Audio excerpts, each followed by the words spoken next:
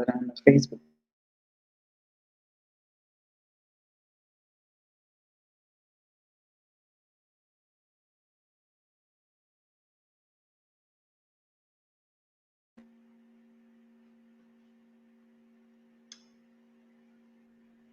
Greetings.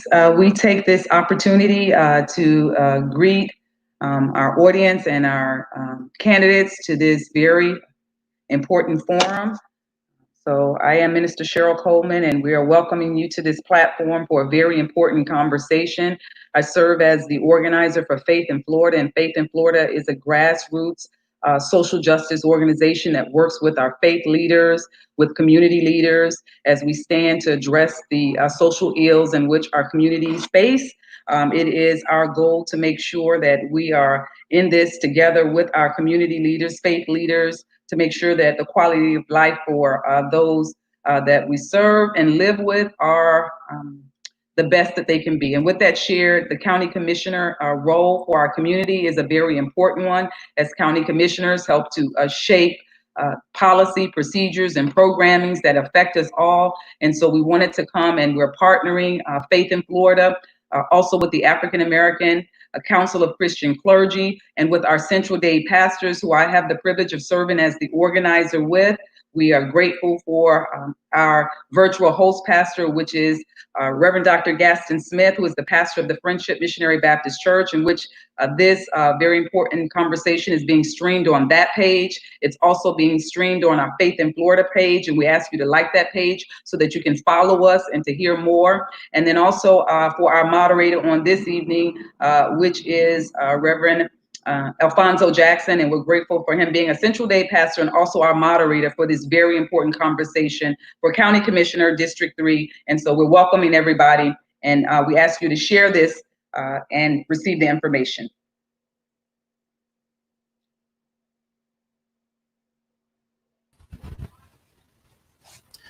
Thank you, Minister Coleman, and we thank you for your leadership and for allowing us to giving us this platform with Faith in Florida and AACCC, as well as with our virtual host pastor, Pastor Smith, and to everyone on. Thank you so much for the work that you do. Good evening, everyone, and we're absolutely grateful to have this moment of your time to talk about something that absolutely matters, and it's dear to my heart personally, and I know it's dear to many of your hearts as well, and that is District 3 of Miami-Dade County. Miami-Dade County for the past several years has been led by Commissioner Audrey Edmondson, and now as her position and her time in that position, that sun has set it. Now we come down to the time to find out who exactly is going to be the next sun to rise. Who's going to lead our communities and fight for injustice, for the injustice in which we've been so oftentimes dealt? Who is going to help us to build communities and to foster relationships?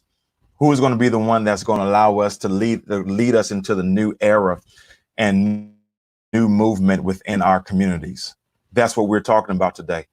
And so tonight, this is what we need, because we don't want this to just be a monologue and where you just listen to us talk or listen to these candidates speak. We want you to be a part of the conversation. We want this to be a dialogue.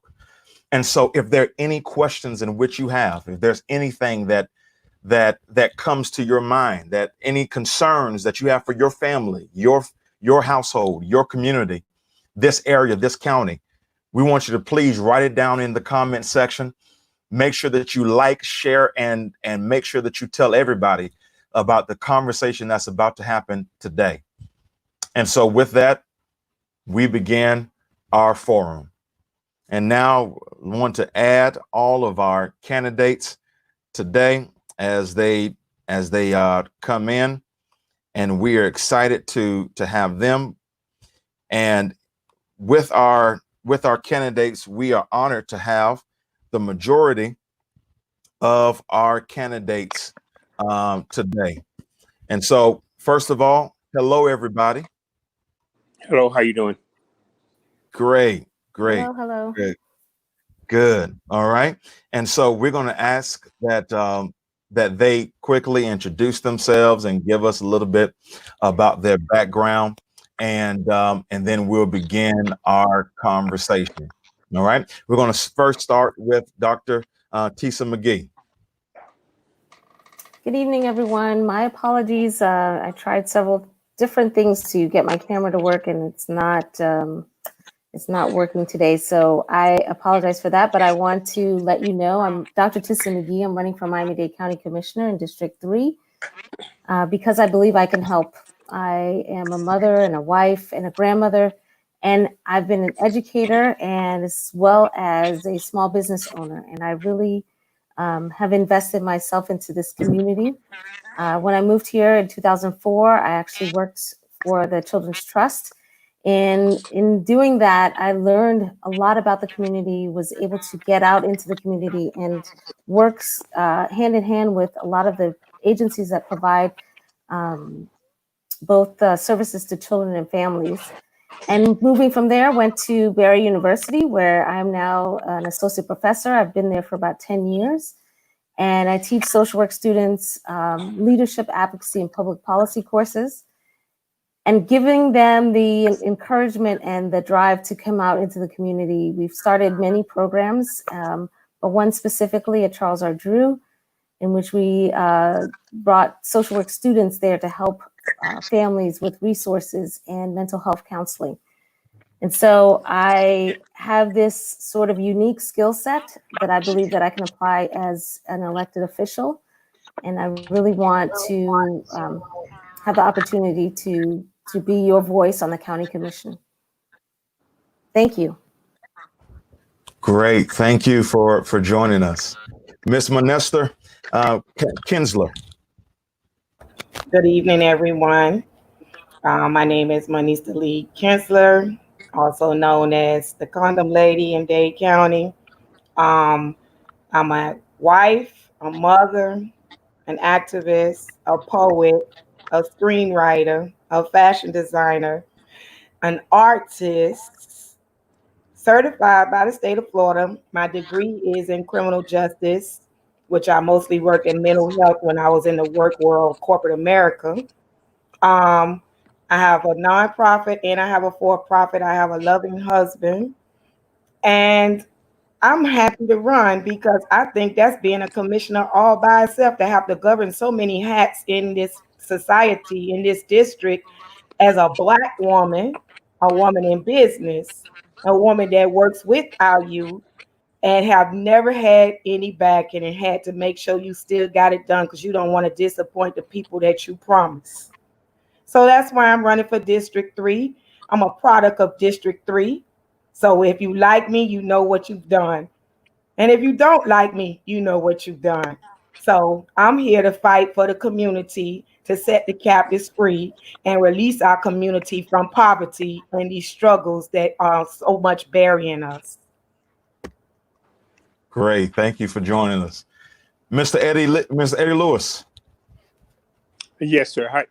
Good evening, and thank you guys for giving us the opportunity to have your listening audience to hear us, the candidates for District 3. I'm one of the ones, like majority of everybody else, that born and raised here in Miami. I'm part of integration desegregation.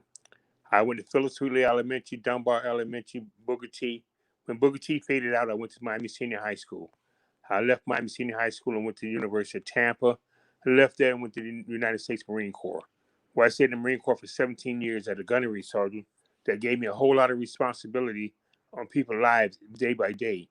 I had a top secret clearance and stuff, called Navy support and some more things. So I'm a Vietnam veteran. I left there and became a law enforcement officer. Then I did so much here. I just retired in 2006 as a law enforcement officer here in Dade County. I also was chairperson, no, not the chairperson, I was the governor for the state of Florida for the Optimist Club. I said again, I was the governor for the state of Florida for the Optimist Club. So I have a background in youth and stuff. I also is one of the two Democrats that are running for this election. I have been a delegate for the National Convention for the Democratic Party at the DNC for about 5 different presidents. So I'm part of integration desegregation. Our district is a melting pot of different religions, different culture. I think I can get there and not only do for one, but do for all. And don't be picky, just worry about one group or the other group and not take care of the whole thing. As a commissioner, our duties is to get information, pass it on to our voters in our district and help make them be better citizens. And I know for a fact I will be a good leader because I have been a leader all my life. Got it. We're glad to have you, sir. Glad to have you. Mr. Keon Hardeman. Good evening, everyone. I am Keon Hardeman. I presently serve as the Miami City Commissioner. I've been serving in that role for about 7 years. 2 of those years I was the Vice Chairman of the Miami City Commission, and 4 of those years I was the Chairman. I was born and raised right here in Miami. I'm a graduate of Charles R. Drew Elementary School, Charles R. Drew Middle School, and Miami Northwestern Senior High School. I then went on to Florida Agricultural and Mechanical University, where I earned my bachelor's and master's in business administration. I came back home to South Florida to work for Pfizer Pharmaceuticals, but then ended up going to law school at the University of Miami. I graduated from law school early, and the first job that I took was an assistant public defender. I served as an assistant public defender for many years before I became the Miami City Commissioner. And since I've been Miami City Commissioner, I've had some tremendous strides in my life. I married a beautiful woman, and she gave me 2 beautiful girls. And so I'm a proud father now. Life is a lot different, and I'm excited to continue to build upon the things that I've done in the District 5 in the city of Miami and Miami-Dade County. I believe that in a time like these, we need experienced leadership.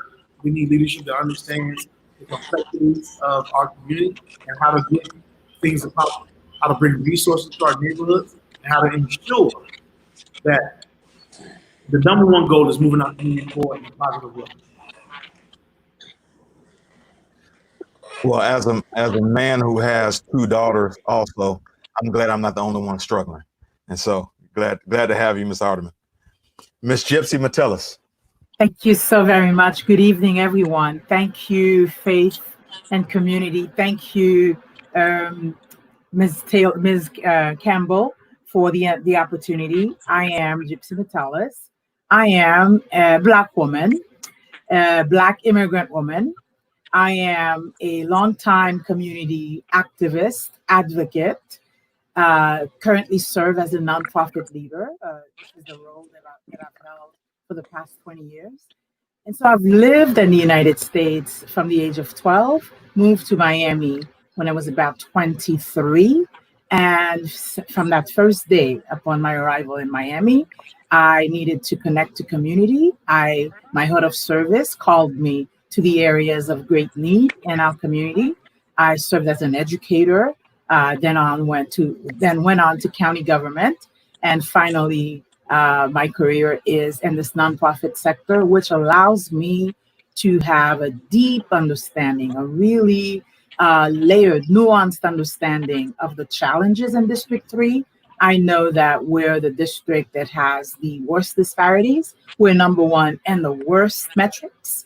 We have the highest rates of poverty, the highest rates of insecurity, of food, of income, of health. And so in this district, we need a champion. We need someone who is about community. We need someone who's dedicated, committed, compassionate, whose interests are serving community first and foremost, who will be the person who uplifts and lifts up all the communities.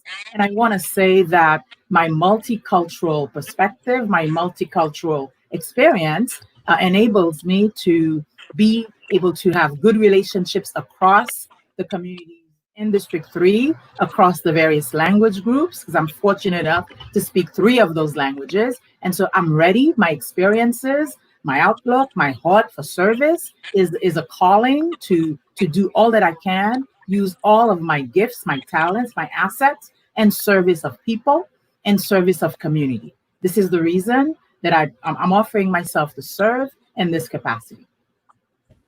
Great, and we're glad to have you. Mr. Brian Dennis.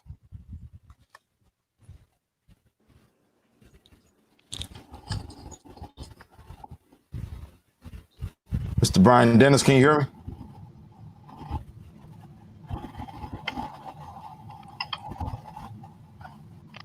Mr. Dennis, can you hear us?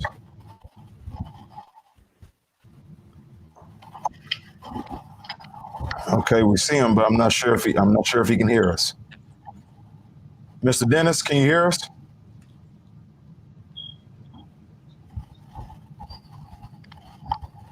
I can't hear anything. Okay. All right. So we're trying to, hopefully we'll be able to work out those technical difficulties. All right. So we'll come back to Mr. Dennis. All right. So let's start here. And this forum is unique because it's specifically tailored for millennials, and research has shown us that millennials are said to be one of the largest generations that America has seen. And being that we boast large numbers and large volumes of people, that means that subsequently we have large numbers of voters or potential voters. And so for this forum, we're absolutely excited to hear from these candidates that are leading our mothers and grandmothers, but also leading us as well. And so we want to first start off the question, and I'm hoping that we can start it off with Mr. Dennis, and I'm hoping that he can hear us.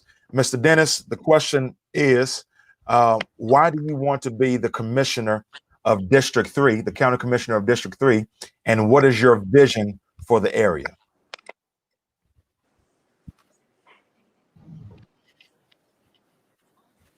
Mr. Dennis, can you hear us?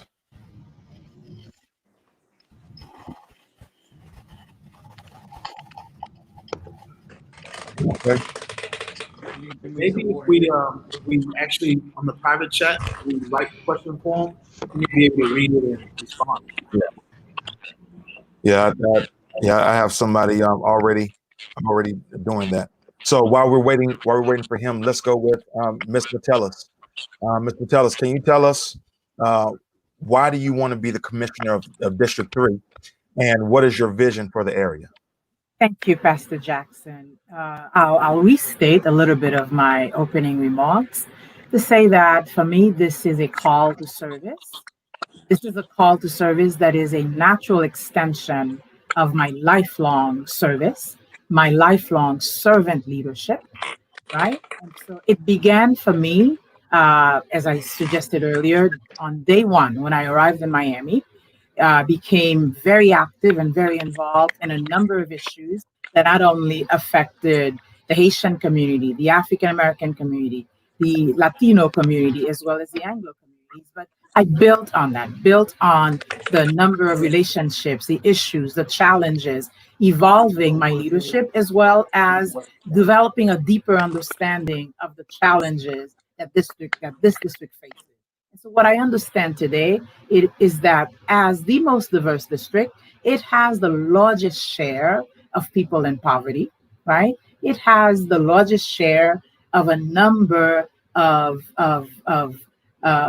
disparities, of a number of things that are not going well for our families, for our businesses, for our residents. And so it is time that we had someone who put people first, because the person understands the plight, the challenges, but the aspirations of working families. You put people first because I've got a history of doing exactly that. Putting people first because I have worked, I want to say the past 20 years exclusively because of my role as the executive director of a nonprofit, but I've built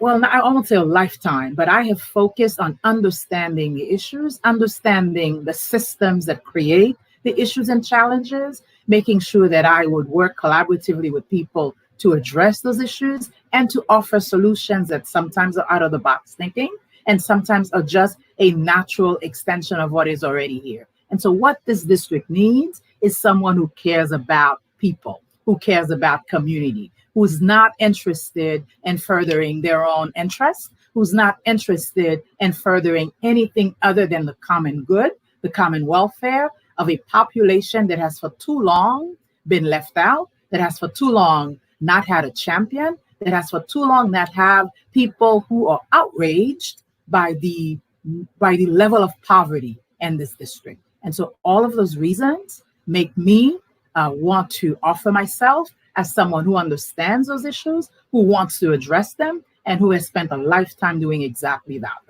Thank you.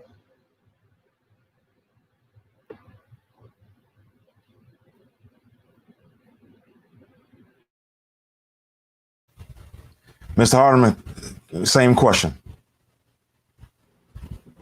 I envision District 3. My vision for District 3 is a community where you can take your wife on a date and have a steak dinner. Or you can have glasses of wine and enjoy jazz in the evenings. I envision District 3 as a place where you can see screen shows and a place where you can actually have ice cream with their children. I envision District 3 as a place where we can have businesses that are thriving, where we have communities that are safe, where everyone feels comfortable having an opportunity to invest in houses and in their homes in our community. I envision District 3 as a community that people feel proud of, that people come to visit, that people spend their vacations with. I envision District 3 as a place that is a community of people who really and truly care about their space, people who see the potential really in the gem that we have in this county. District 3 is what and where I want to live, and I want to continue to live, and I want my children to want to live here as well. And so I envision District 3 as a thriving community. And the reason I'm running is to make that come to fruition. I want to bring entertainment back to these spaces. I want people to feel comfortable being here and inviting their friends and family here. I want people to scream from the mountaintop that they live in District 3 in the city of Miami, and that they're proud of their community, and they don't want to move anywhere else, because the fact of the matter is that we've made great strides in improving our neighborhoods. And so in order for us to get there, we need bold leadership. We need leadership that's willing to fight for resources. We need leadership that's willing to do the tough deeds to bring resources to our community that means us great benefit. And that's why I'm running. Great. Thank you. Mr. Lewis, same question. Why do you want to be the commissioner for District 3, and what's your vision?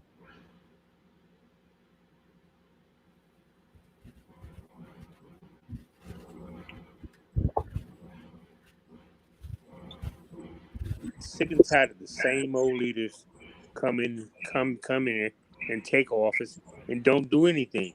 They say they're going to do something and they don't. They all of a sudden get in the developer pockets, these other people's pockets and stuff, and they're not transparent. You know, I haven't seen not one of them come in office as a middle class person and leave office support a middle class person. Everybody comes in these offices, come out and be rich and stuff, and have a good fortune to take place. But we need a person that is not looking for the dollars and cents for themselves. You're looking for a person that's looking to give dollars and cents back to the community. And by what I mean by that there is that if our community has vocation, technical, and trade opportunity for our citizens in our community, like I said, we got 100-some thousand people in our district. So we offer those three things to these individuals and stuff. They would take more pride in our district, become better taxpayers, and we wouldn't have to worry about the crime rate. We wouldn't have to worry about the homeless rate. This district is one of the poorest districts. One of my colleagues already said, we got unemployment. We got people sleeping under the bridge, homeless and stuff. We got kids sleeping under the bridges and stuff, or at Camilla's house that is in our district that is in high school, that's homeless and stuff. Now, this is not only a county problem; it's a city problem. But the problem was not solved in the city because the majority of that stuff is in the heart of the city. The part of my campaign is let's be part of the heart of the city and do positive things for the individuals that lives here. I want my son that graduated up in Orlando, but he went in the military and served 9 years in the Navy and left there. And now he has his own business in Dallas. And I asked him, hey, will you come back here to Miami? No, Pop. It's just too hard to come back down there. My daughter is just, she's doing this and that there. Pop, I want to get out of Miami. Everybody's want to leave Miami. These kids get an education here in Miami and leave. If we improve the education here for these kids, we'll do better. Improve the jail situation also by cutting down the time that so many people are serving their time, and give them something to go on. Duval County up in Jacksonville, their prison system has a thing that these guys come out to be butchers and mechanics and stuff. They have a system that works, that people get out of jail or whatever, that can contribute back to the society. When we have a society here in Dade County that in juveniles, say 65% of the juveniles are people that like me and you, and not by only looking by they get in there and they get caught up, and we don't offer them a trade or something to come back out to give back to the community. But by me being your elected official for District 3, I think I have more opportunity to deal with people. I have a broader thing than some of the other guys that are talking. I have the experience that I can deal with people and talk to them and come up with a solution for them. Great. Thank you so much for that. Ms. Kinsler. If you elect me as your county commissioner, we gonna take back from the powerful and give to the poor. It's too much people that's reaping from our poverty state of life. We need to cut with these programs that they have in our community that's going to keep you in the same state. All these businesses that we're allowing, there's so many businesses that's already existing. There are people who have businesses in their houses or in their yards. We need to have people who for the people and not for profit. And if you have to be about this community, you have to understand this community to know how to deal with this community. It seems like the people have a mentality who comes or who's engrafted in our community is only to come and make money off of this community, not to sow back into this community. How are we going to be vital and be revitalized if we don't have the resources and all people want to do is give us some type of poverty programs that's going to keep us broke, busted, disgusted, and might you be sick? So I'm here to set the captives free and raise us to prosperity, because we can't keep doing this in our district, in District 3. Thank you so much. Ms. McGee. Hi, thanks so much again for having me. I think I stated earlier, I believe I bring a unique skill set that really I want to apply as the next county commissioner to address the economic, the social, the collective and diverse needs, and the disparities of not only the residents of District 3, but of all Miami-Dade County. And I think that what I really want to bring forward is this idea that I want everybody to know that I'm a social worker at heart. You know, I come with my social work values, which is service, integrity, competence, and making sure that you value relationships. I'm passionate about community engagement in county government so that people feel like they are heard. And as a systems person, I see the interrelatedness of all of the issues that the county is facing right now. When we talk about economic empowerment, we're talking about housing and transportation and climate change and safety, and how all of those things are interrelated as systems that impact us all. So I know there are no easy answers to all of the things that we're going to discuss tonight. I think that the thing that I want people to recognize is that I'm working on 3 pillars, and my vision is seeing the fact that you have a county commissioner who's accountable and accessible, someone who is working collectively with you. And so you feel like, again, that this is a partnership between you and your county commissioner. Of course, there are going to be things that that you bring to the county commissioner's attention and you want to have action done on it. I'm that person that's going to fight for you to make sure that action gets done. And the last thing is transformational change. I have a vision for us to really accomplish the things that we set out to do. We set objectives and outcomes, and we really stick to them and actually get there. So those are the things that I have as a vision for Miami-Dade County. I really do think we can improve the quality of life in District 3 overall. Thank you. Thank you. All right, now, ladies and gentlemen, we're about to get into some fun questions that I believe is going to really hit the heart of many of the issues in which millennials are asking, as well as many of our residents within Miami-Dade County. I want to remind everybody again that we need you to like and comment your questions, as well as to make sure that you share this video on your various platforms. During this forum, it's unique, it's more unique than any other forums, and with the numerous forums that these candidates have gone through within the past few weeks alone, because it's centered towards millennials and it's involving millennials themselves. And on this broadcast, you'll be able to see and hear from many of a few of the rising millennials that are in our communities and that are really working and fighting for that advancement of our people. So we have a couple of them that are going to be asking questions. The first is the chairman of the Millennial Task Force for Miami-Dade County. His name is Jonathan Moses. Hello, sir. How you doing? I'm good, brother. How about yourself? Man, I'm great, man. Doing great, man. So listen, man, want you to go ahead and pose your question for this panel. All right. Good afternoon, everyone.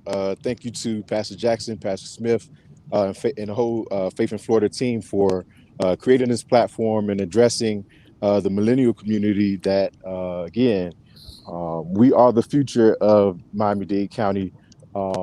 And when it comes to the issues of housing and economic development, we are feeling the brunt of it in terms of, I believe, I can't remember the gentleman's name right now, but you're saying in terms of your son not being able to come back here to Miami-Dade County. We've been talking about the brain drain for a few years now. In fact, the Miami Herald recently cited that in 2018 and 2019, we still had more millennials leaving South Florida than coming in because of the lack of affordable housing in our community currently. As Pastor Jackson stated, I have served on the Miami-Dade Millennial Task Force, which is focused on attracting, assisting, and retaining young professionals here in Miami-Dade County. And over the last year and a half or so, actually before COVID, and you'll understand why I mentioned that in a few seconds, I want to talk about a couple of the policy initiatives that we had. One of them being the work from home and public spaces program. And that would pretty much give county employees and other businesses the opportunity to have incentive to allow their employees to work at the libraries and work at public spaces in order to reduce traffic, in order to reduce pollution within our community. So that's something that we had already kind of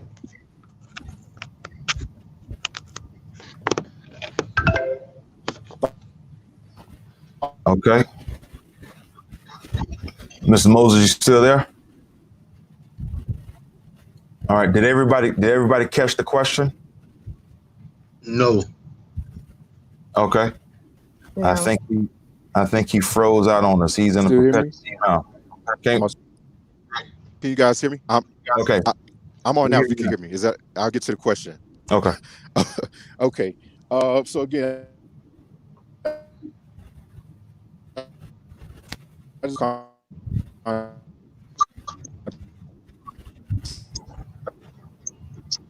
Technology is not on our side tonight. It looks like. Right. Mr. Moses, I think that you're in a bad spot and we can't hear you clearly. All right. It's about that particular policy and ask that if you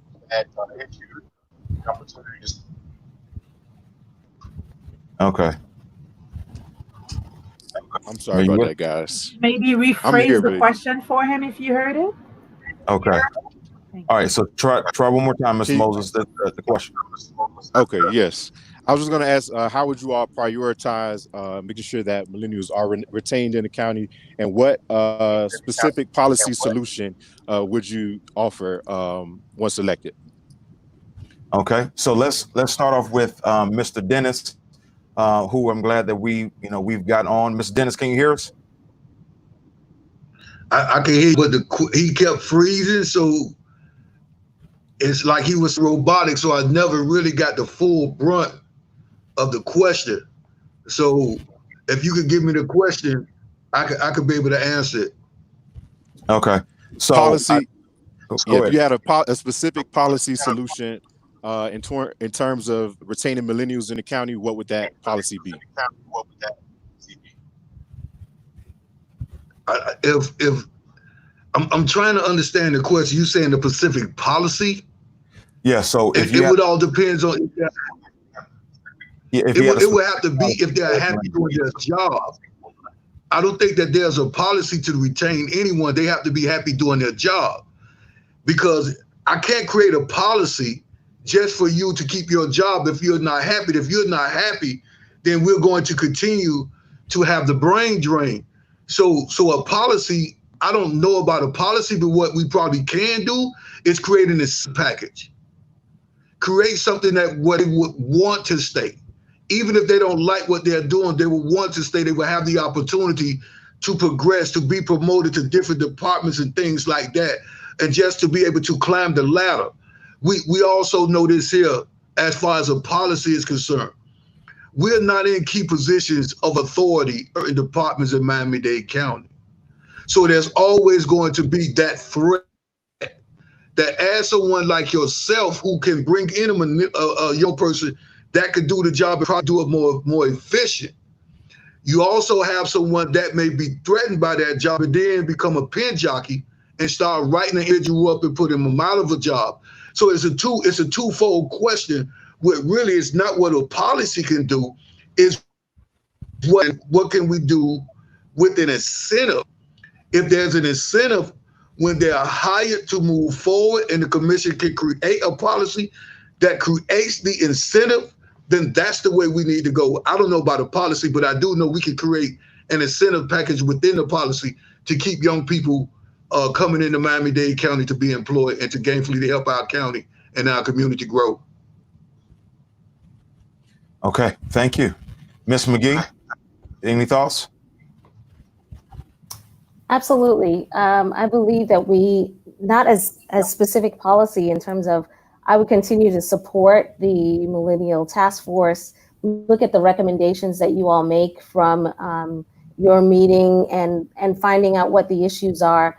Again, it is about more community engagement. I want to be working with you to come up with the solutions you believe are going to be the most successful and what you really want to try to accomplish. So I would look to you all to provide some more of the direction, and I believe that's what's going to really help us to move our millennials forward. I know it has a lot to also do with partnerships and public-private partnerships, bringing higher paying jobs to Miami-Dade County. I believe it's also going to have to do with our ability to provide opportunities for housing. And I also have a 27-year-old daughter who is actually looking for a home right now to buy in Miami-Dade County. She was raised here and went to school here and went to college here and came to wanting to live on her own and to, being an adult. So she is experiencing that right now, and I'm experiencing it with her. And I know the challenges that are faced, and I really do want to move a millennial agenda forward to make sure that we don't lose those numbers of young people, and we're bringing people back. Thank you. Great. Ms. Kinsler. I would love to sit down with him. Matter of fact, to create the policy or to work on the policy, the ideas, we have to bridge the gaps. There's too many gaps in the midst of the bridges. And someone like him or a Millennium would be perfect to carry the torch to the next level. But you have what I went through when I was a millennial. Too many people are intimidated by what you're able to add to the table. And we need to work them in the soil that's going to grow for them. And you want to attach people to stuff they already have existing, and they're not interested because they're feeling threatened, not seeing how you can add. They just figure you're coming to subtract. So I would be glad to work with you, young man, in your Millennium crew, because I do have a 28-year-old, and he has done everything right he could to get a decent paying job, and it has never happened. So now he's going on the road. So we're going to lose him along with so many other young people, because if we're not related or we're not in your circle, you don't see the gift that we have to bring to the table because you feel threatened by what he able or she's able to bring. So we do need to work together to uplift our youth and our millenniums, not cut them down and make them work in the boxes that you have already created, your antiquated boxes. Got it. Mr. Lewis, you had thoughts, you had made comments about your son. And so what would you do as commissioner to make sure that housing is affordable and to retain millennials here within the county? I think it's just like the majority of what everybody else said. We got to come to the table. We got to communicate. If we don't communicate with these young kids, we're going to lose them. But, you know, the things that you got to give them something to strive for to keep them here. And we're talking about housing. We're affordable housing. We're talking about promotion on jobs and stuff. These things that they're not getting here in Dade County, they're leaving the county or the state, getting it because they can go somewhere in 2 or 3 years and move up the ladder. Here in Miami, you know, sometimes you simply can't move unless you speak 2 or 3 different languages and stuff. And you only enter 2 there, so you're not moving at a greater pace and stuff. If these young kids can, you know, we can sit down and get the whole commission, the other 13 of us, to sit down and say, okay, these are some of the problems. Because I don't want to see my kids. Everybody say their kids just say, my son's 28 years old also. I don't know what happened 28 years ago, but I guess everybody would think. But it just seems to me is that if we offer the kids and be upfront with them and show them that they can be whatever they can be in society, support them job-wise, housing-wise, and then they have no ifs, ands, and buts to give back to society and come back and want to raise their kids. Like I want to, you know, I love my grandkids, but, you know, they're in Virginia, they're in Texas. And so I love the ones that are here in Miami, but they get jealous because the other ones are out, you know, out somewhere else. But until we have a line of communication that we're going to offer these kids something to stay here. And so, you know, when we give scholarships, a lot of our own scholarship committees and stuff. And the POC is an organization I'm with, Progressive Officer Club. We give scholarships. We encourage the kids to come back. And we come back and mentor them if they want to come and be a law enforcement officer or whatever they want to be. We come and mentor them until we, as a group of people, are professional, want to get down here and mentor these people. We're going to have problems. So as we mentor them, we're pushing them out there, and we're giving them something to take back and, you know, take back or bring to the community itself. Thank you. I appreciate that. Mr. Hardiman. So I believe the first thing that we have to realize is that if you are a millennial, you're not a child. You're not a kid. I mean, none of these different things. I'm currently a millennial. That's technically the age range that I fall within. And I don't consider myself a child, except a child of God. And so I think people should understand that when you're talking about millennials, you're talking about young adults, women who are prepared to take on leadership roles. Someone's computer is not muted. And so you should understand that. And so when I was 27 years old, and I was running for District 3 Commissioner, and I was challenging the current Commissioner Audrey Edmondson. And she did the same thing to me. She belittled me in the public to make my age an issue. And I didn't win that election. I came in second, but I won in 2013 as the Miami City Commissioner. And ever since then, age has not been an issue for me any longer. And so what that means is what I did for my staff, because I have a very young staff besides a few different individuals. And I gave them 4-day work weeks. I gave them leadership opportunities.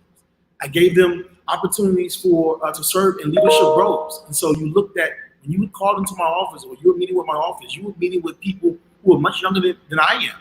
And what I asked of them was to deliver excellence in all of their service, to ensure that people respected them and believed in their competency.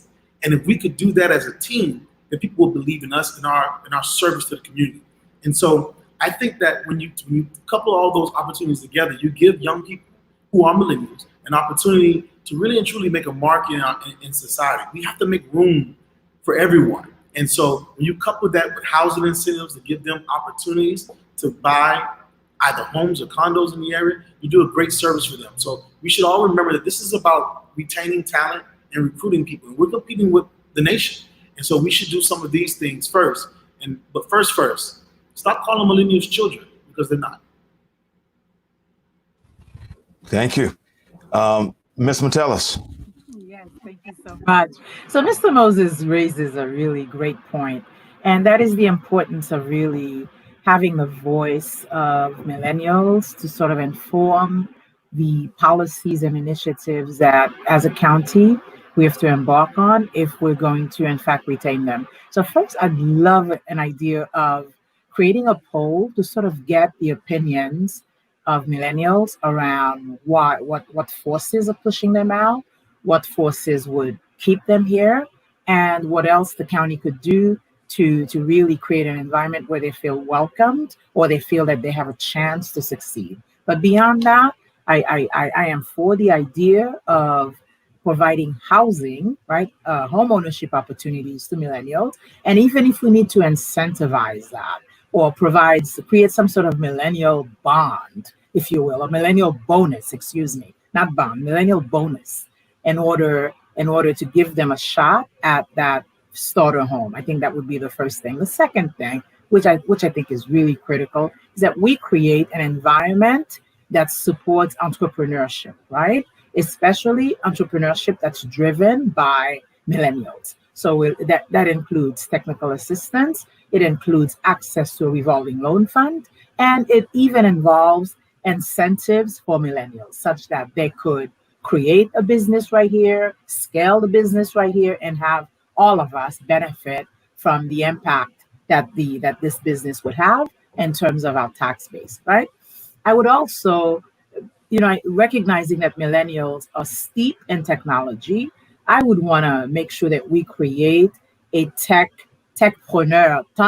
entrepreneur environment such that these creatives could find the space in which to really manifest their talent, to create solutions to problems that we're faced right now, create solutions that deal from transportation to housing to all of the other areas that are challenging us as a county, right? And so I would also want to be sure that they recognize the industries that are booming, the industries that are the most promising in the county, and therefore hold the greatest opportunity for either a job, an opportunity for an internship, an opportunity for an apprenticeship, such that they can then not only have a taste of what that's like, but maybe discover some hidden passion for a certain field, right? And so, and finally, millennials, I employ several of them, and I recognize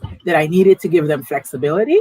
And of course, COVID has heightened this, where so many of them are working remotely and doing so beautifully, or doing so in ways that are reshaping or reimagining my agency and offering all of us an opportunity to really upskill. And so that is what I would focus on to retain our millennials right here in the county. Thank you. Okay, great. So I want to talk about something that you mentioned, Ms. Metellus, because home ownership is, for me personally, a big issue, and it's something that I want for all of our people, especially in the Black community, and also especially with millennials. in Miami-Dade County, it is absolutely, it takes a lot of prayer in order to get a house. And oftentimes now people are paying rent fees that are equal to a mortgage payment. And so there are at least two different groups of millennials within District 3 that I really want to ask what your plan would be to service both of their needs.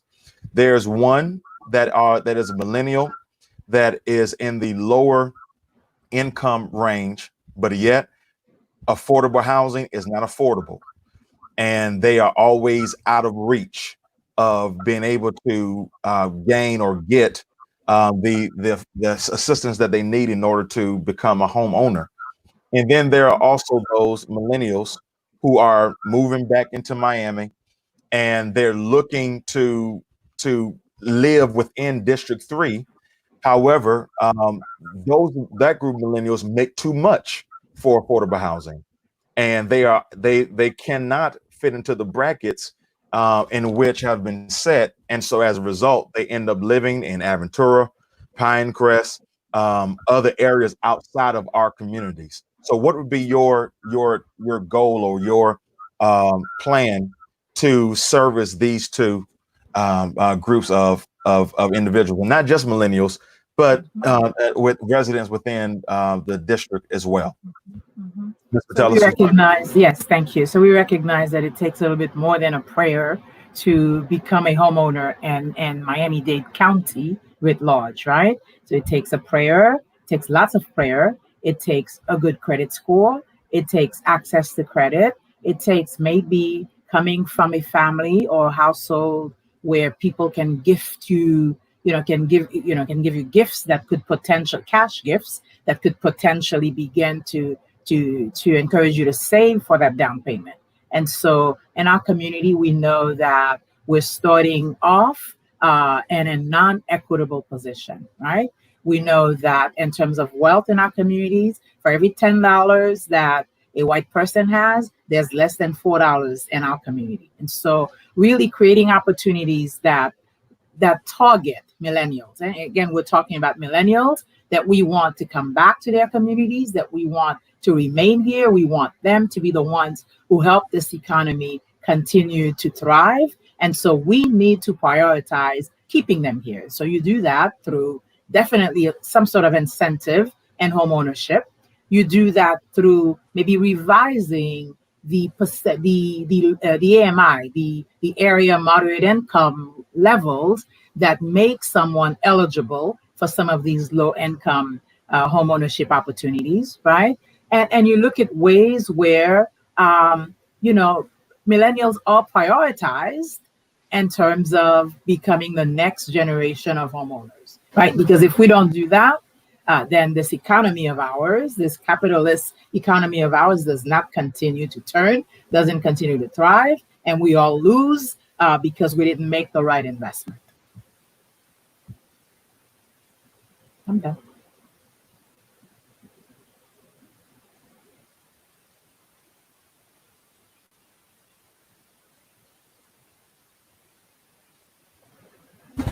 Ms. Kinsler?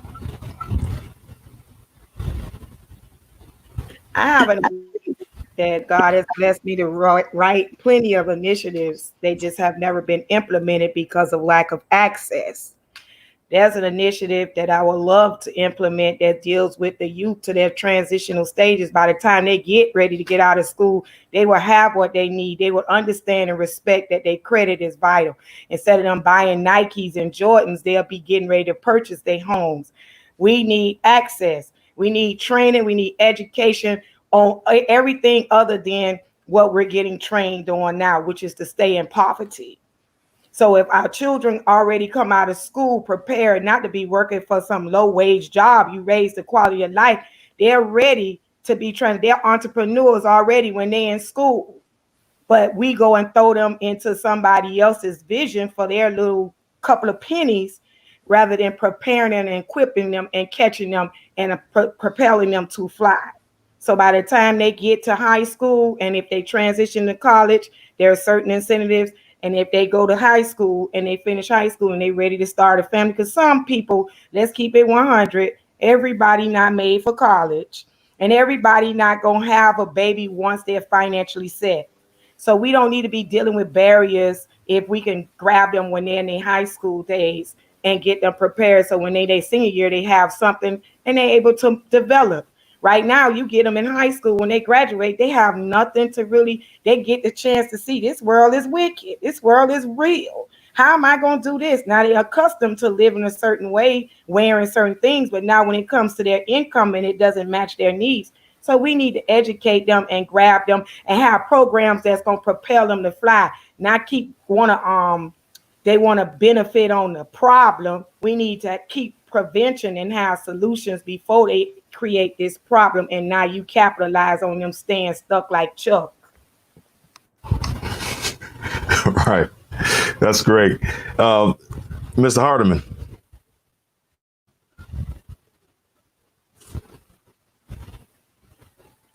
Mr. Hardiman, your thoughts?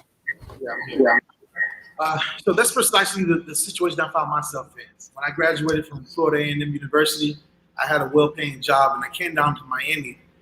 I went back to Miami, and there was this new market of units that I had never heard of, and that was the affordable housing industry that said that if you made, as a young man or woman, more than $23,000, you were not eligible to live in that space. And so, I was confused. I was bewildered. I'm like, I want to live here in my neighborhood. This is one of the nicest buildings that I find here, and you're telling me that I can't move back here? And the answer was yes. And so I was one of those people that was displaced to other places because I wanted to find somewhere that I could move into. Now, when I did move, what it did for me was it gave me a different perspective on what was happening in Miami. And I lived in, I grew up living in apartments my entire life, so my mother didn't own a home. I didn't buy one, especially until I went away to college. And so the things that I've learned over this time is that we need housing availability for a lot of different people. And I'm glad that you spelled it out the way you did, because when you say lower income people, those who cannot afford much rent at all. So those of us who are living in public housing, like I was born in public housing, they still deserve opportunities to buy, because what I found is that they many times pay rents that are exceedingly high, and they pay something, they pay it consistently. And so despite the fact that they don't have high credit scores, they do a very good job of ensuring that their basic necessities are taken care of for a space, especially rent. And so what I would do for them is I would offer them redevelopment of the public-owned properties.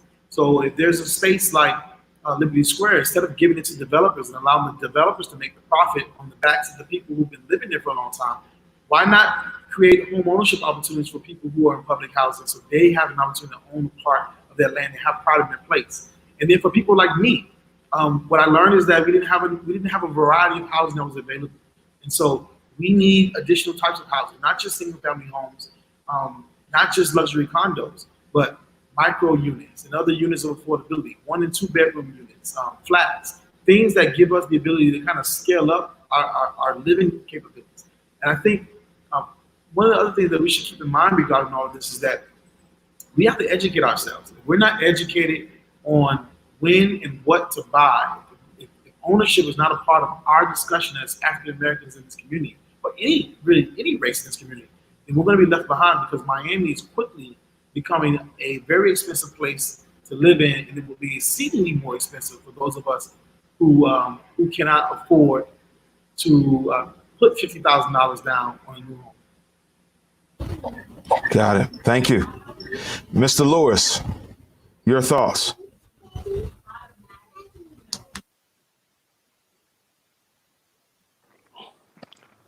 Yes, we're breaking up real bad. I can barely hear the question. Can you repeat the question one more time, please? Yes, sir. The question is, how do you plan? Can you hear us? Yeah, but it's breaking up, but go ahead. Okay, the question is, how are you going to make housing not just affordable, but attainable for low income residents? And then what are you going to do to service the residents who want home ownership but make too much money to live within the district of District 3? Well, first of all, like we said, the economy of the District 3 has to improve. We have too many landlords or slumlords that's here that raising, that getting these prices up so high. But even for the public, you know, they don't want to take care of these houses and stuff. We have people that been in office that don't address it. They say, okay, it'll get better. We got a government grant coming. We got a county grant coming, a state grant coming, but it's not getting to the people. And so now, when we bring these kids back and stuff, yes, they want to live somewhere decent, but the economy in that particular area has to be good. Someone stated earlier that they're moved to Broward County, Pembroke Pines, et cetera, instead of moving in the city. You know, it is hard to have somebody moving there for affordable housing when we are not giving these people an economic base to pull themselves up. Let's put the boots on the ground. Let's do what's right, and these kids will come back here and participate in the economy. You know, the whole thing, like I keep saying, is the economy, the slumlords. You know, Section 8 is piss poor. All these other people paying, like I said, $1,500 a month for rent. You know, and when they can have affordable housing, we got to lower the standards sometimes for affordable housing. Just phase 1, phase 2, or phase 3. You know, maybe just give it all these different phases and stuff. If a person lives in a low income area, you got to build an area up. You know, I keep saying it's economic. Let's get the trades in there. Let's go ahead and get the vocation in there. Let's go ahead and get the technical thing there. And these people have self-pride in themselves. The community will build itself up if they have affordability. Right. They buy some of this stuff. Let's pull the minimum wage back up to $15 an hour, where they can go ahead and do something and achieve that they have no problem. Say, all right, we can live here in Liberty City and stuff. It's hard for me to tell my brother, my sister that lives in Philly, come on down and visit me. First thing they want to do is go to South Beach or Pembroke Pines or somewhere like that. Right. Thank you. Mr. Dennis, I'd love to hear your thoughts on this, sir.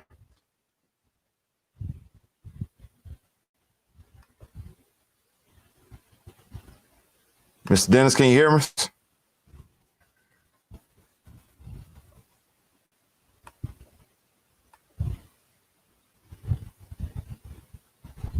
Mr. Dennis, you there?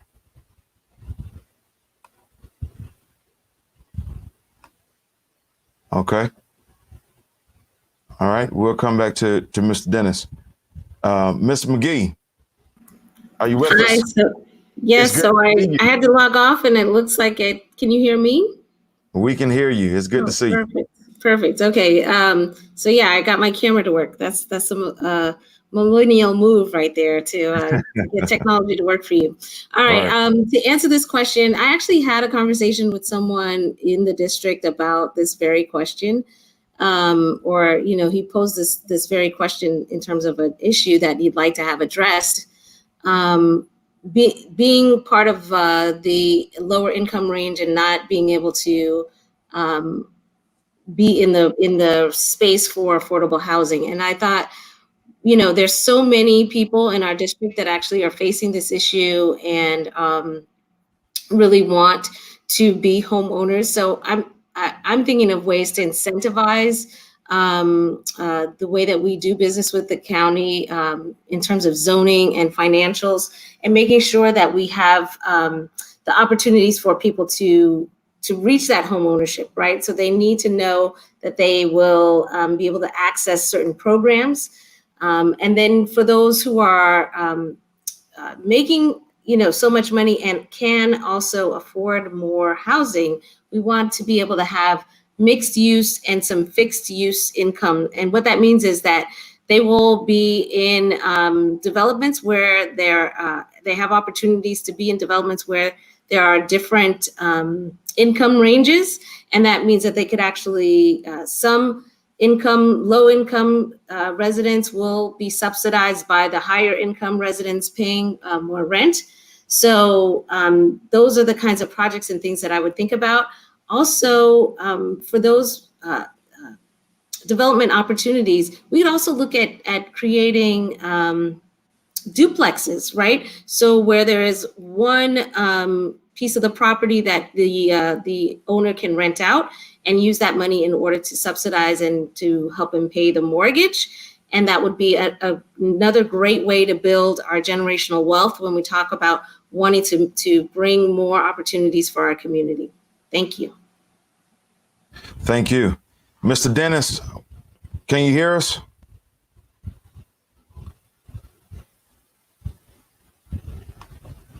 Okay. Mr. Dennis, can you hear us? Yes, I can hear you. All right, preacher, man. We're trying to get you, man. Glad you hear us. Did you hear the question? No, I didn't hear the question. Okay, the question is, what are you going to do as commissioner to service the millennials or residents of District 3 that want to be homeowners, but yet affordable housing is not affordable to them, it's not attainable? And then what are you going to do to service the residents who want to live in District 3, but yet make too much money to qualify for housing in this area? Well, here's the difference with that. What no one is paying attention to, again, and I said this before in previous debates, the property appraisers office has appraised us out of our own community. When we're talking about affordable housing, there's nothing affordable about affordable housing. Let me start in the low income housing, to be exact. In the new structure in the new Liberty Square, you have people over there paying $1,500 worth of rent. $1,500 is a mortgage. So now one of the things that should have been done prior to anything happening in Liberty Square was access should have been given to those who pay rent to give them the opportunity to have home ownership.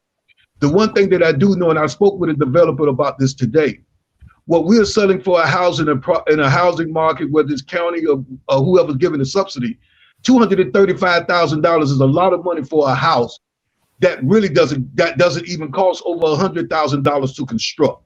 Let's be fair. It doesn't even cost over $100,000 to construct.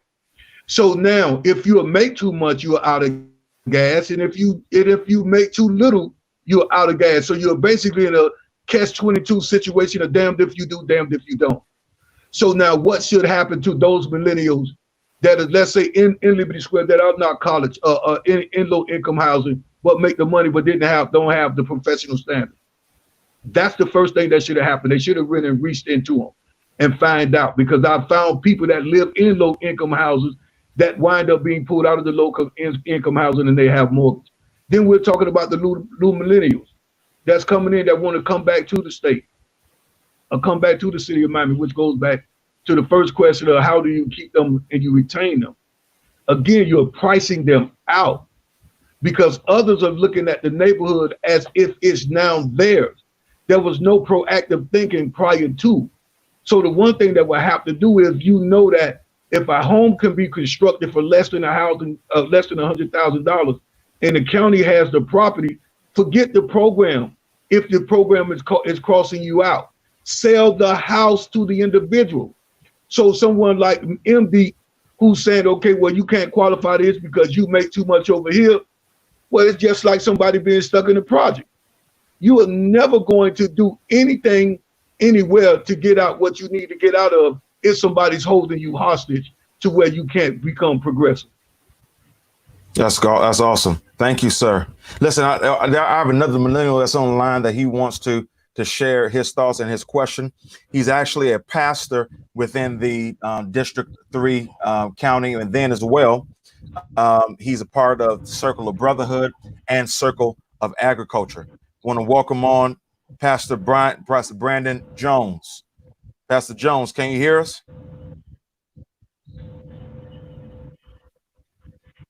Pastor Jones, can you hear us?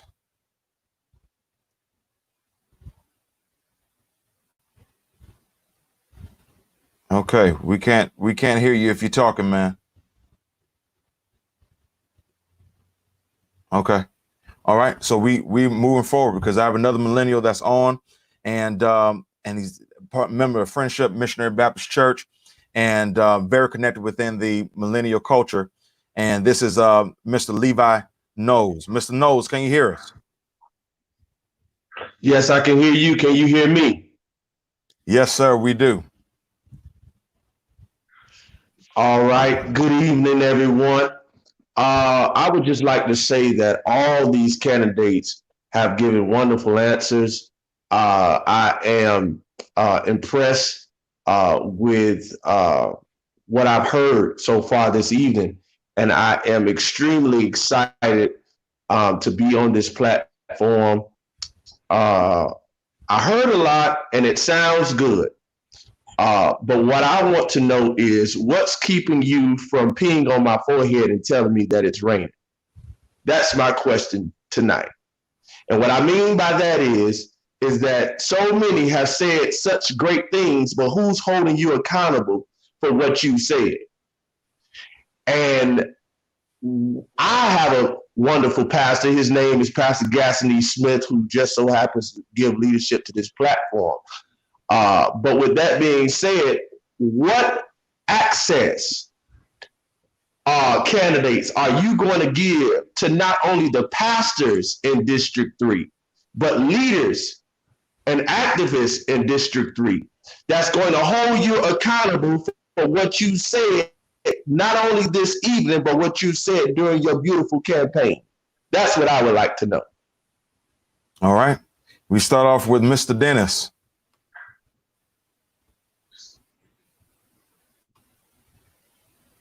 That's real simple for me. I'm accessible because I am a minister. And the one thing about it, you have to have a vision. And I explained this the other night at the ship. In order for this community to do anything, you have to sit down with the pastors. You have to, because it's the money that's leaving the churches on Sundays that's fueling the banks and not being put in our community, in which the progress is made in other communities. So the first thing that I would do is meet with the pastor. I'm not going to sit up here and tell you a lie that I'm going to piss on your head and tell you it's raining, because the one thing that I've always done is tell the truth. I didn't get this far as the president of Brothers of the Same Mind, coming out of jail, being a redeemed citizen and fighting for all the things that I fought for within District 3 because I'm a liar. That's one thing. I'm not going to lie to you because I definitely don't want you to lie to me. Second thing is, and I'm going to close with this. It is so easy to say, like you said, to tell somebody what they say they're going to do and then don't do it because they have the power to sit in the seat. Proverbs 29:18 said, where there's no vision, the people perish. Look at our district for the last 16, 15 years and tell me if I'm telling you a lie. Thank you, Mr. Dennis. Mr. McGee, your thoughts? Thank you. So you heard my 3 pillars at the beginning of this conversation. I really do believe in accountability. I believe in accessibility. And as your county commissioner, I will actually have one day a month where I hold an open door so that people can come in and they can share their thoughts about what's going on in the district and how can they actually get the help that they need. We will be solution focused, making sure that we come up with answers and solutions for you. So it won't just be a venting session, but it will actually be a way to make sure that your need gets met. And I'm all about data and metrics. So we will have objectives, we will have outcomes, and we will make sure that we are accountable for those outcomes. So that is something that you can depend on if you choose me for your county commissioner. Thank you. All right, Mr. Hardiman. I think it's really important. It's really important that we have commissioners, because first, I've been serving as a commissioner, and the one thing that I cannot do is piss on someone's head and tell them it's raining. I live in this community, and I've learned over time that you have to be honest with our people. And I think our people respect honesty. And when you're honest about the position that you're in and what you can do to help people, and then in fact follow up and help people, that gives you credibility. And so when a commissioner or an elected official loses credibility, then he loses his voting base. It doesn't matter if that person is in a position of authority or that person is an everyday citizen in our community. You have to maintain that credibility. And so in my role, the way that we've maintained access to people is that we've created a radio show on WMBM that's been running for many, many years now, where people can call in and we keep them informed about issues. We send a digital newsletter really almost every week to people who signed up for our information. We also send a snail mail newsletter so people can be informed about what's happening in the district. We send text message updates to people. All you have to do is text District 5 at 484848, and you can learn about all the special things that's happening. I was on a call with the past leader in Miami-Dade County, actually, and she told me that she receives my newsletter, and she's in another state. And so it's incredible to know that through technology and through these different type of resources that we have, that we can keep people informed. One of the other things that I do is I have an email that's called This Week in Commission. And what it does is that it sends it takes all the entire agenda and breaks it down to what's most important to the district. And we send that to people so they stay informed. And that's how our homeowners associations, that's how our presidents, that's how our pastors learn so much about what's happening in our district. And if you live in the district and you've seen improvements in your backyard, you've seen improvements right there in your community, you better believe that it came from the city of Miami. And if you haven't seen it in Miami-Dade County, you better believe it's because you were in Miami-Dade County. Got it. Great. Thank you. Ms. Metellus? Much. Thank you for the question. And so I'll say that for me, there are three fundamental principles, right? They're accountability, transparency, and engagement. And so this community engagement isn't limited only to pastors or men and women of the cloth. It is extended to every stakeholder who cares about this community, wants to know what's going on, has an issue that they care about, or is otherwise inclined to participate. I believe that through engagement, you address issues, you become better informed about the issues, you understand what the potential solutions are, you understand what the barriers might be, you understand what alliances need to be made, and you understand how to broaden your base of support to achieve something. So I commit to those principles. I shouldn't have to commit to them because they are an intrinsic part of who I am and what I believe in, right? And so to sort of just reassure you that I do what I say, what I'm going to do, and I do what I'm going to say, I'll offer you to look at my track record, my record of past accomplishments, right? Look at my organization, 20 years strong, always on the block, right? Look at my history of creating transformational programs that serve community. Look at leadership program that's looking at making sure that we create a group of young people who are going to replace us someday in this community. And so they need to be steeped into community issues to understand the nuances throughout the community, need to be engaged with the four corners of this community such that they can play a civic or a political role of their choosing or of their calling, right? So beyond the leadership program, I've got 13 years strong track record of wealth creating programs, right? To making sure that our people, our community members, if they so choose, if they opt to further their business interests, they can do that, and they do so in ways that are sustainable, right? And beyond that, also, we've got a 13-year plus television program that continues to educate and engage the community and continues to be that vehicle through which community issues are presented, conversations are had, not only to ensure that people are aware, that they're informed, they're educated, but they are more importantly engaged and push to action, because none of what we were talking about right now can get done without that community involvement, that community engagement, that community push. And so for me, that is fundamental. Thank you, Pastor. Thank you. Ms. Kinsler, weigh in on this. Hallelujah. I feel you, Pastor Levi. I am here because of somebody been raining and pissing on my head, saying what they're going to do for our community. And in the end, from millennium time to age 49, still knocking at their doors. So we need people who can relate, not just by getting it just because you in the position, but you know how to make other ways of making it happen when you have something you believe in. I'm here. My husband said, he was talking about how hot it was outside. He was looking at me as if, oh, I don't have to be out there in that heat right now. And I looked at him like, you think I don't know what it's like to be out there for all them years I've been out there in that heat? So you need people who can relate to the struggle, because the only way you're going to move forward is to understand the struggle. Just because you don't see the snakes in the yard don't mean they're not out there. We have to deal with it.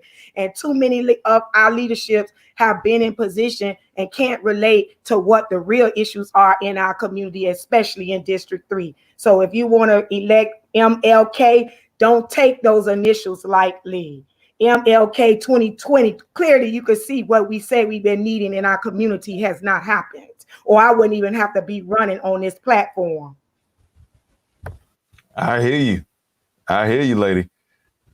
Mr. Lewis.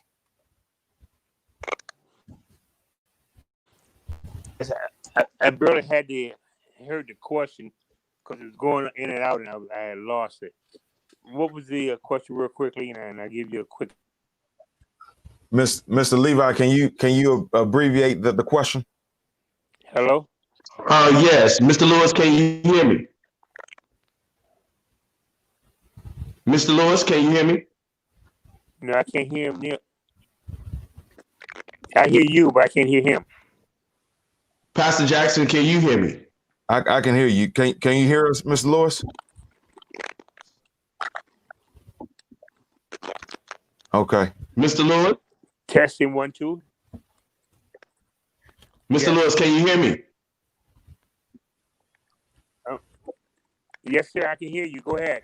Okay, so the question in abbreviation form is, what access are you willing to give to not only the pastors in District 3, but leaders and activists in District 3 that will allow for them to hold you accountable for not only what you said this evening in reference to the issues, the concerns of the community, but promises that you've made during your campaign?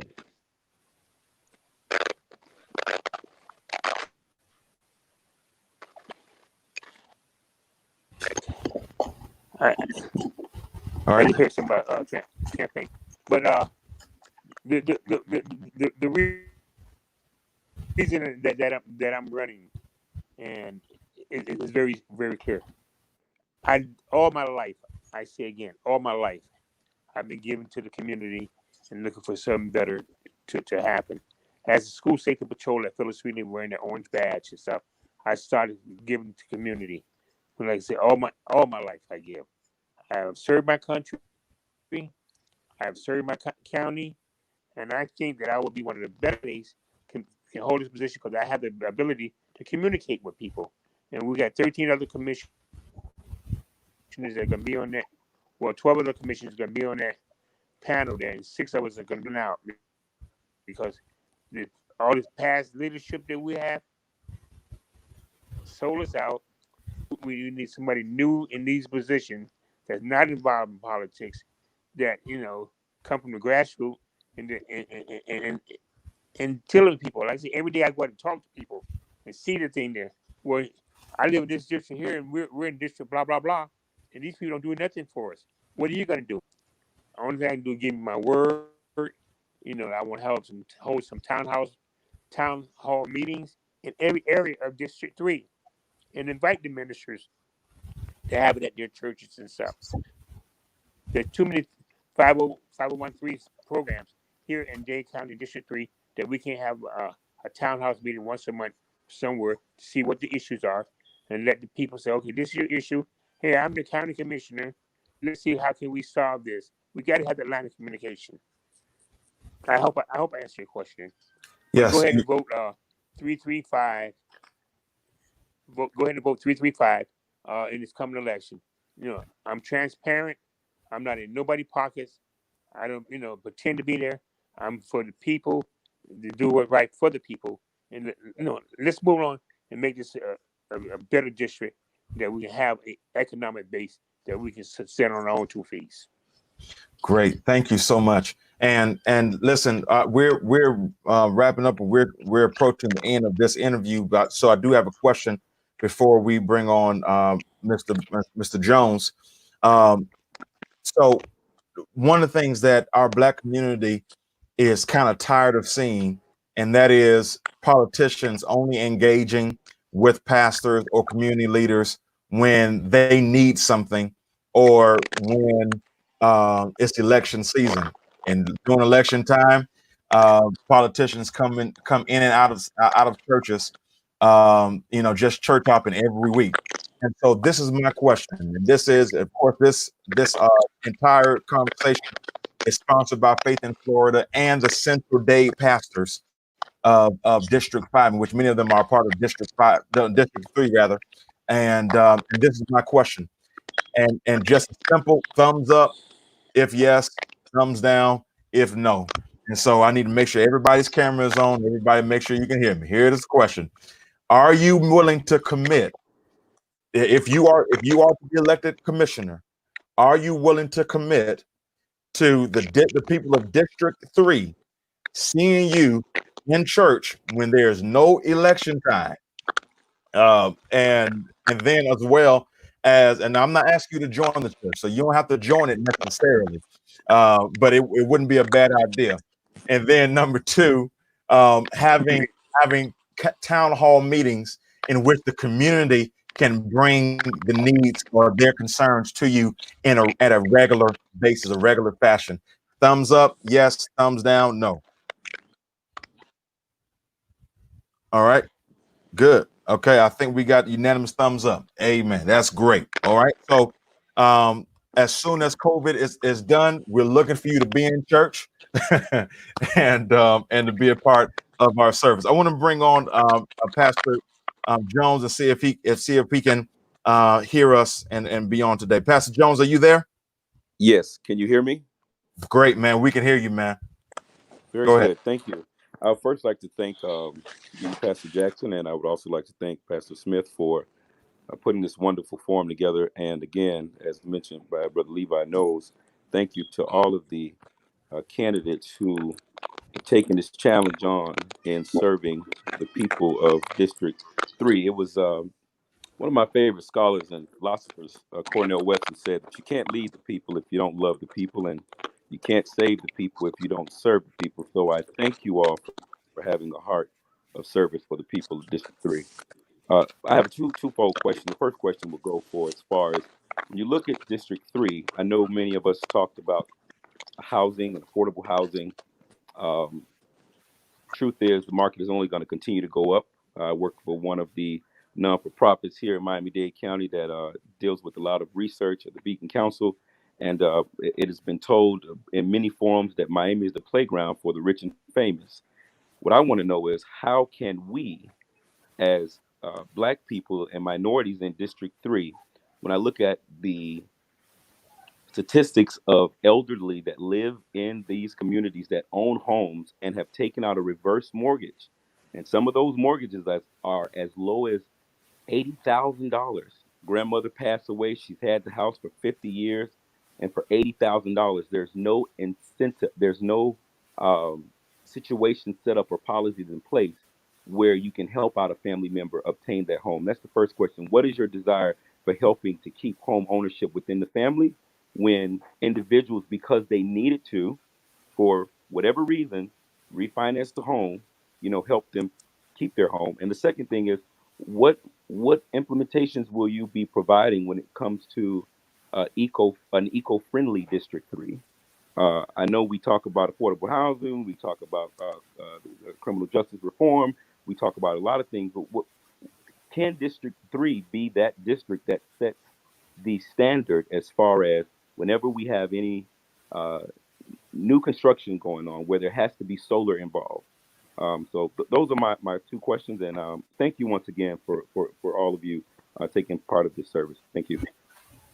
Thank you. I'm going to start off that question with Mr. Dennis. Ms. Dennis, can you give us your thoughts on that? Okay, Ms. Dennis, you can't hear the question? Okay, well, let's go to Ms. McGee. Your thoughts? So can you clarify the question again? Is about building and developers? And I'm sorry, I couldn't hardly understand it either.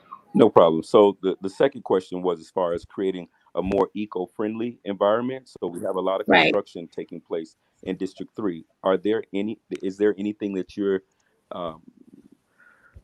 that you will mandate that in order to build, in order to construct that, or even in our school systems in District 3, that you're going to add more eco-friendly opportunities, if you will? Well, and the first part was about. And the first part was, is there Sorry.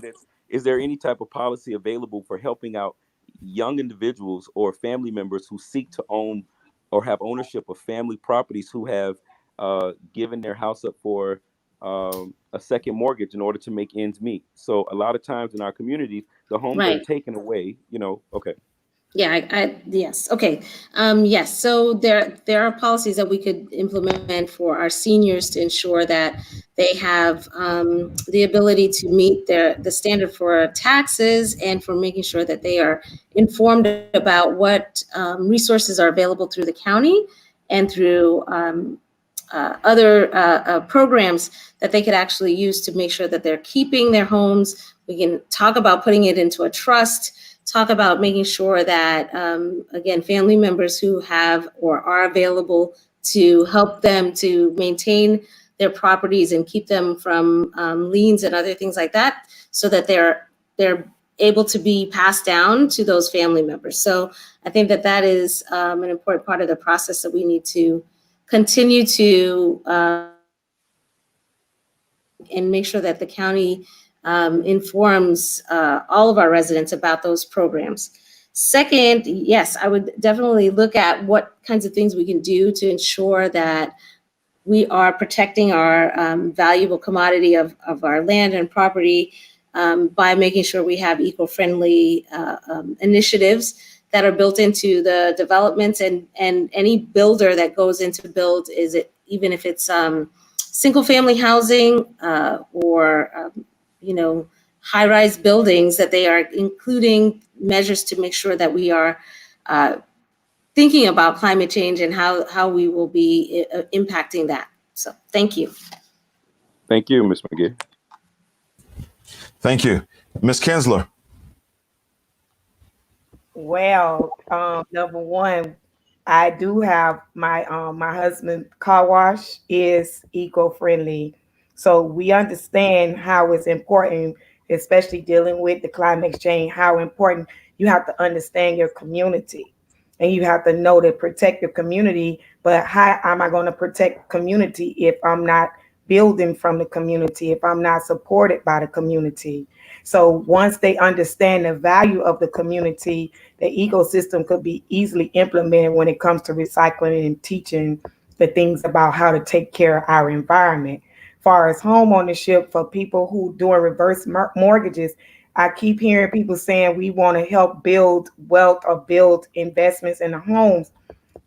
We have air property. So it's not no one person make a decision on certain things, because it could be a family member that could keep one of us out of the property, out of the problem if it has a rise when it's air property.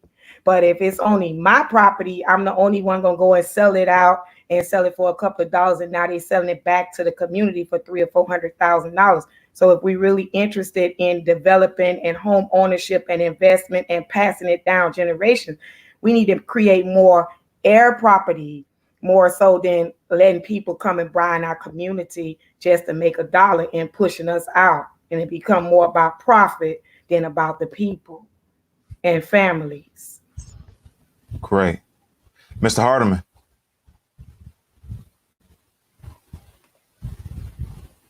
Yes.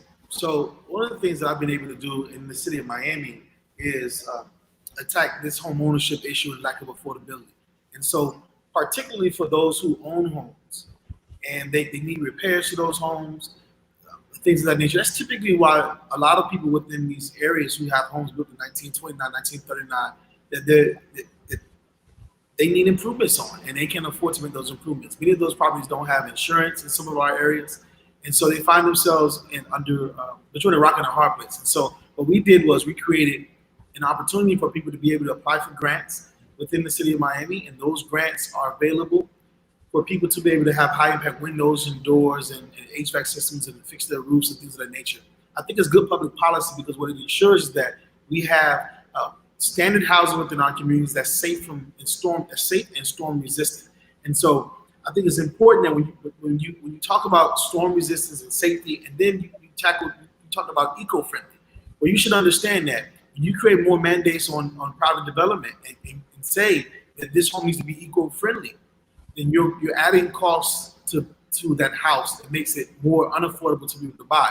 However, I agree that we should build housing that is storm resistant at least, and so every home should have high impact windows and doors. Gone are the days where you should have bars on your windows and there are fire traps and things of that nature. And so we know that exists today, and we have to be able to educate our people on the options that are there. One option that's always been there that people are taking advantage of, but it's been stabbed them in the back, is this Wide Green program. In the city of Miami, I fought them for many years so that our community became informed about Wide Green and how programs like that were actually taking properties from individuals, never the government in the city of Miami.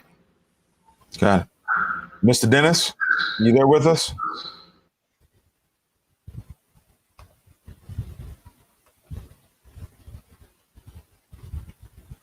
Mr. Dennis, you there?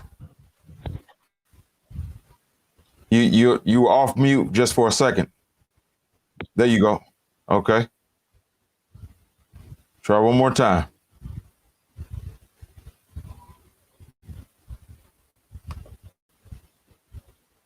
Okay. All right, we'll come back to you. Miss Metellus. Yes, thank you so much for the opportunity. So I think that this idea of education around wealth creation for our communities is fundamental, right? Fundamental. And training, talking up, providing examples of how what wealth is and how wealth is created. I think too often in our communities, we don't ensure that wealth is protected by being transferred properly. I've seen too many instances where a property was owned by an elderly family member, and that property was not properly transferred to an heir, and that family, that household is lost or is mired in legal mayhem for a long time. And so I think that is something we should pay attention to and something that we should be explicit about doing, right? Then there's this idea that our seniors are vulnerable throughout Black communities in particular, right? They're vulnerable sometimes to scammers, and we know that these scammers are everywhere. They're offering up, quick, cash sales. They're offering up these reverse mortgages. They're offering what appears to be too good to be true. And again, because of the vulnerabilities in our community, our seniors and many of our non-seniors are quick to fall for these scams because it's usually cash, it's cold cash, and it's right there in your face. And if they're offering you $90,000 for something that's really worth $300,000, the $90,000 in cash has the potential and the power to sway you into making the wrong decision. And so I think that we really need to focus on protections and regulations around for seniors in particular. This could be achieved through local county ordinances, and these ordinances can be maybe supplemented by what the state rules, or the state rules can be tightened up and made tougher to really protect the seniors who are victimized, who are sometimes victimized by their own and sometimes by strangers. And so that's an area that's important to all of us in District 3. Now, in terms of the eco-friendly or the green types of buildings, I think we have to make that a priority, and that priority has to be explicit, right? And so if you are for green construction, if you are for green industries, if you believe that the climate's changing and the seas are rising, and those two phenomena really place us Mhm. in a very vulnerable position, you got to act on it. And so you could potentially incentivize builders to say, well, you can do this based on an incentive, and that incentive doesn't always have to be cash. You Right. can also ask them to, not ask them, you could provide maybe some tax credits potentially. If tax credits could be made available, maybe they're local tax credits, maybe the tax credits to be leveraged from the federal side as well as the state side. And so I think that if we understand that the climate changing is an existential issue, we're going to find the solutions to mitigate against those risks, and really protect us. Got it. Thank you so much. Mr. Dennis, you with us? Yes, I'm with you. Could you ask Pastor Jones to repeat the question? The question, the first part was, how are you going to put policy in place to protect those who want to be homeowners of inheriting the properties of their grandparents and family members who have fallen prey to reverse mortgages?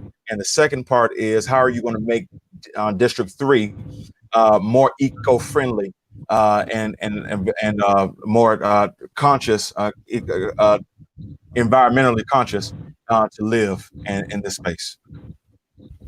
The first thing has to happen, because this happened to me personally concerning my family with the reverse mortgage. One of the things that the family has to understand, when it's time to come up, they give you a year to qualify for that house, if I'm not mistaken. The family member has to be in a position to qualify for the house in order to keep the property. That's the first thing. That is a form of predatory lending that always happens in our community with our seniors, where they entice them with money. So we have to be we have to be on guard when it comes to things like that. The second part of being, and I heard Ms. Kinsler say this about being eco-friendly. Everything in our community, whether you know, regardless of how it may look or what they may say, is maintained well.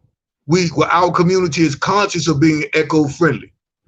The one thing that we have to always continue to realize about being eco-friendly is environmental safety.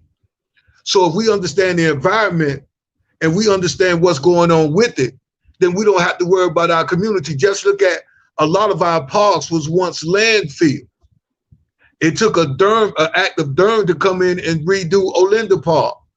So when we understand where we at and what we're doing, there's no need that our children are the ones that get sick with the lead poisoning and things like that. So we have to be more conscious doing eco-friendly things. So I believe, and I just think that it's just a subconscious thing to do, as just far as an owner in the community, to just keep it formed. Just like the recycling truck comes by once a week, we have to continue to have that mentality every day.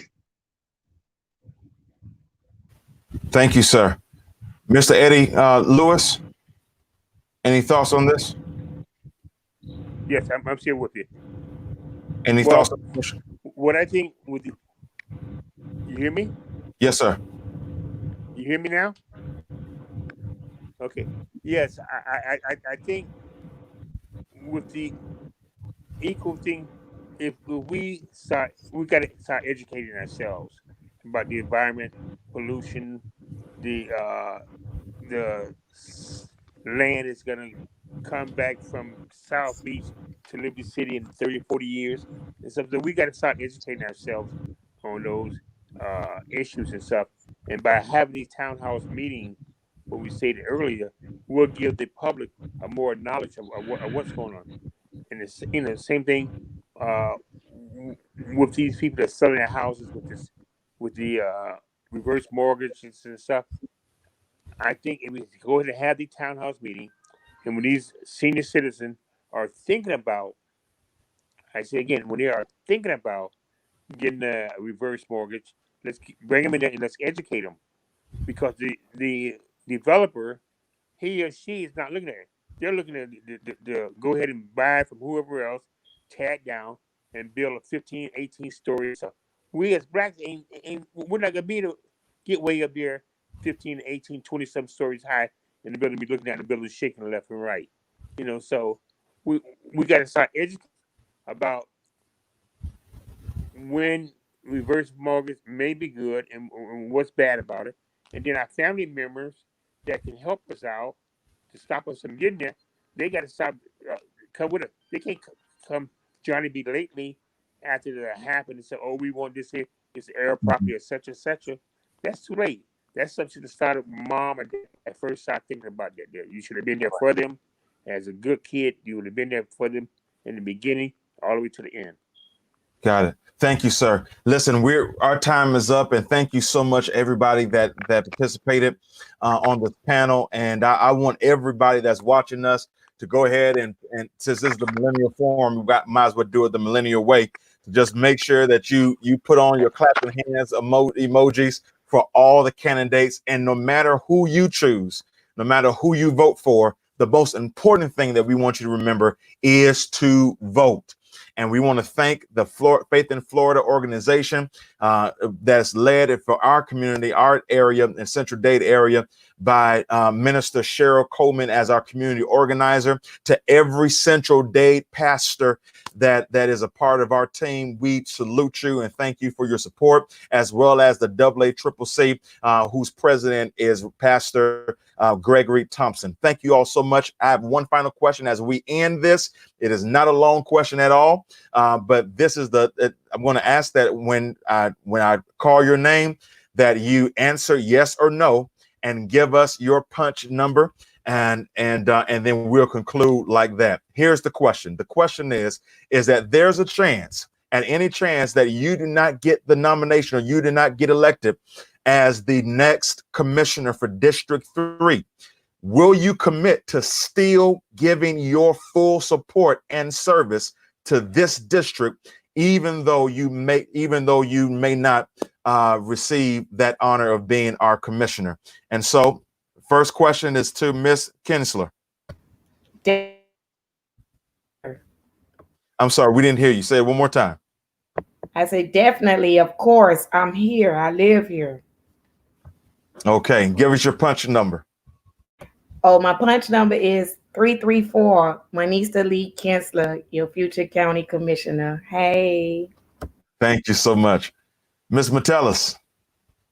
Absolutely. Why wouldn't I? It's what I've been doing for the past 37 years. Thank you. And your punch number? Oh, it's 337. 337. Thank you. Mr. Hardeman. Absolutely. I intend to be in this community for a very long time. As far as I can see, it's forever. And my punch number is number 333. Awesome. Dr. McGee. 100%. I have been giving my talents to this community, and I will continue to do so. My punch number is 336. Awesome. Thank you so much for the opportunity. Thank you for being here. Mr. Lewis. I would like to say thank you also for having us here. And yes, all my life, anybody know me, know that I'm here for the community, regardless, retired or not. So I'm not looking for a job. I'm here to work with them. My punch number is very simple. It's number 335. 335. Got it. Thank you, sir. Thank you. Mr. Dennis.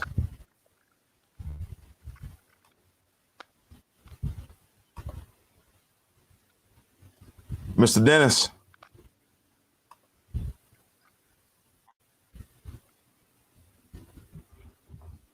Gotcha. Yes, I would definitely work. Yes, I would definitely work with the next commissioner. I've been in this district my whole life. Punch number 332. Don't pick your poison. I'm the cure. Okay.